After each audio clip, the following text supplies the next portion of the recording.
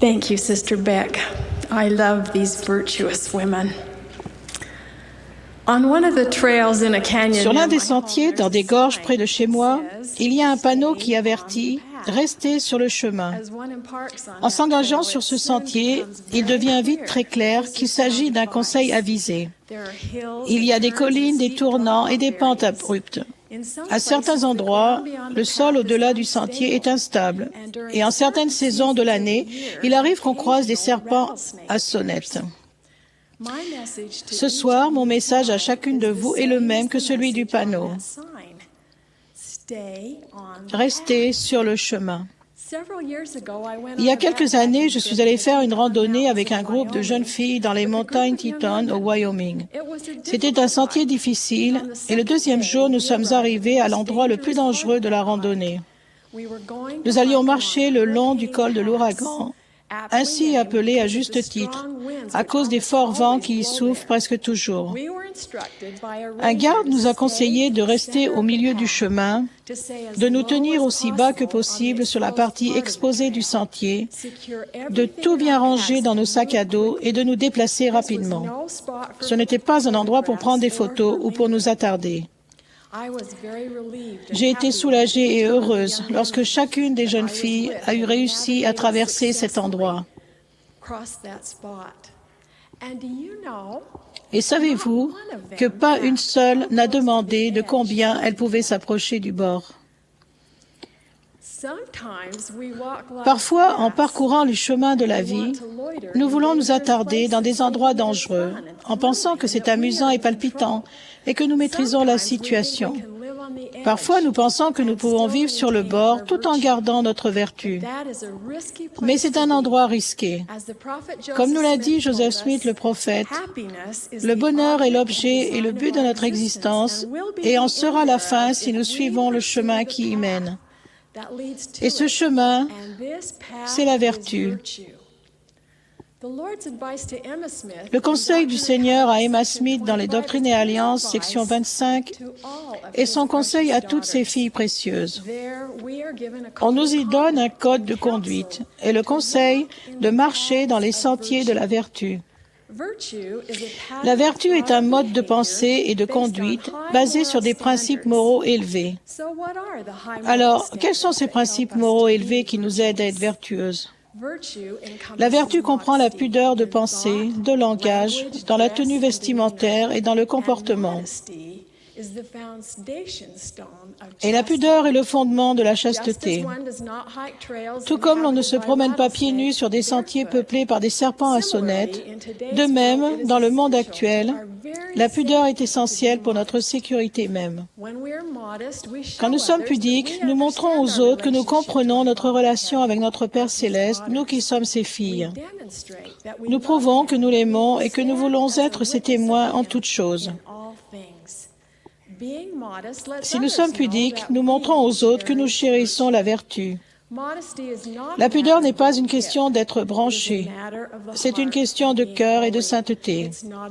Cela ne concerne pas le fait d'être à la mode, cela concerne la fidélité. Cela ne concerne pas le fait d'être cool, cela concerne la chasteté et le respect des alliances. Cela ne concerne pas la popularité, mais la pureté. La pudeur est essentielle pour garder nos pas solidement sur le chemin de la chasteté et de la vertu. Il est clair que la vertu est une condition nécessaire à l'exaltation.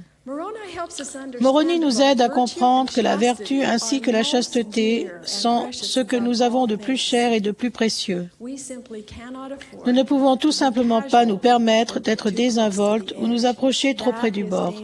C'est un terrain dangereux où aucune fille de Dieu ne devrait s'aventurer. Les Doctrines et Alliances, à la section 25, nous disent que nous devons nous attacher aux alliances que nous avons contractées. S'attacher signifie pour moi coller, adhérer, et vraiment nous accrocher de toutes nos forces aux promesses que nous avons faites au Seigneur. Nos alliances nous donneront la force de résister à la tentation. Le respect de nos alliances nous maintiendra sur le chemin de la vertu. En respectant les alliances que nous avons contractées au baptême, nous resterons au milieu du chemin.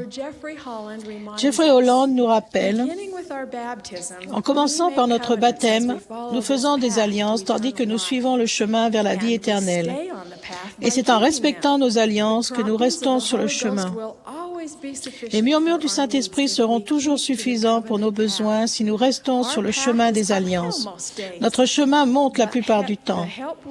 Mais l'aide que nous recevons pour cette ascension est littéralement divine. Il y a 3 membres de la divinité, le Père, le Fils et le Saint-Esprit, qui nous aident en raison des alliances que nous avons contractées.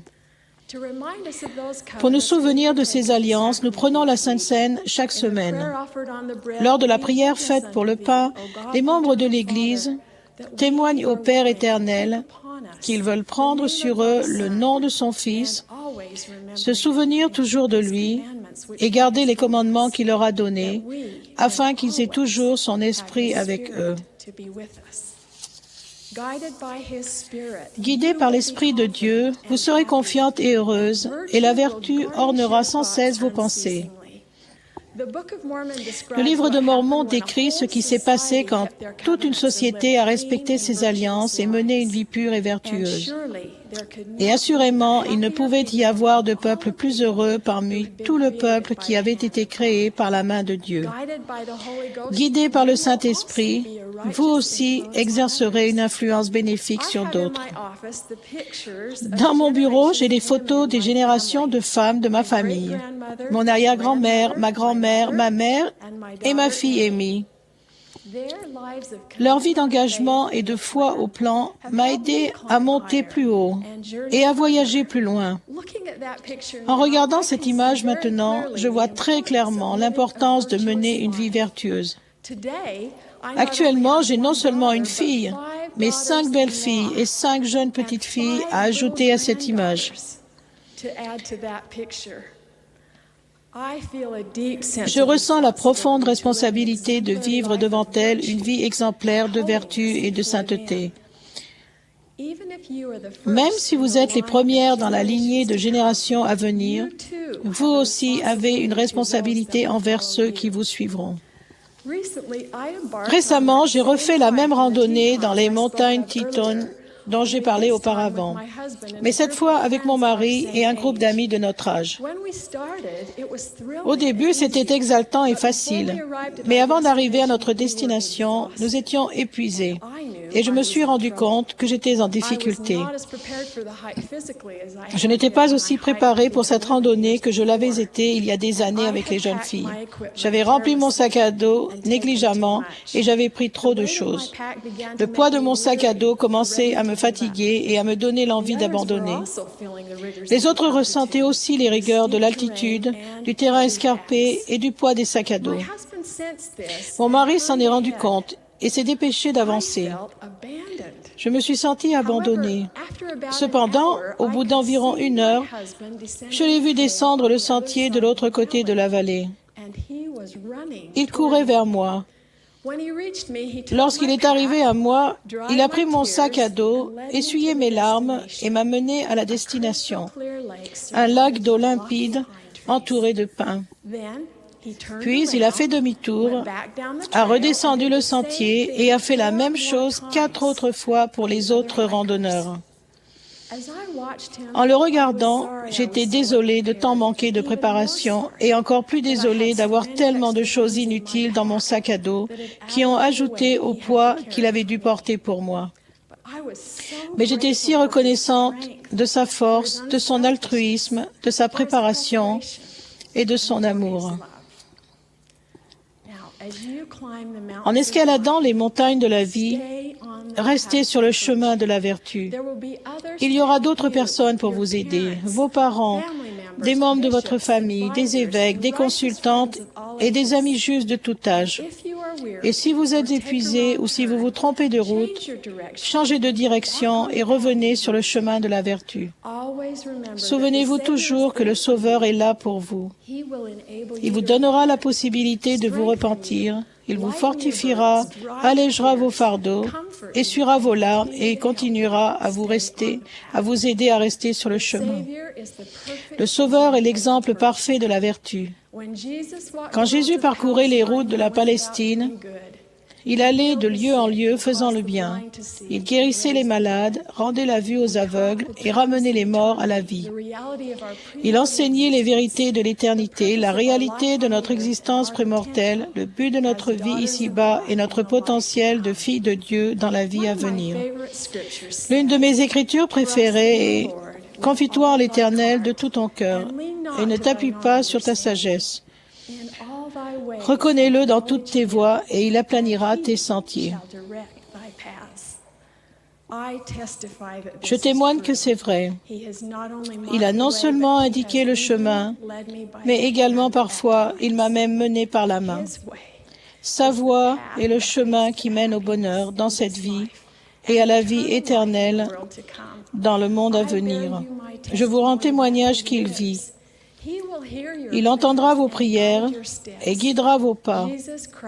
Jésus-Christ est notre modèle et notre guide. Restez sur le chemin. Soyez pudiques. Restez fidèles à vos alliances et soyez dignes de la compagnie du Saint-Esprit. Le Seigneur promet, « Prenez courage, car je vous guiderai le long du chemin. Le royaume est à vous, ses bénédictions sont à vous, et les richesses de l'éternité sont à vous. » Oui, je suis stupéfaite par sa vie sans égale et par la vertu infinie de son grand sacrifice expiatoire. Au nom de Jésus-Christ, Amen.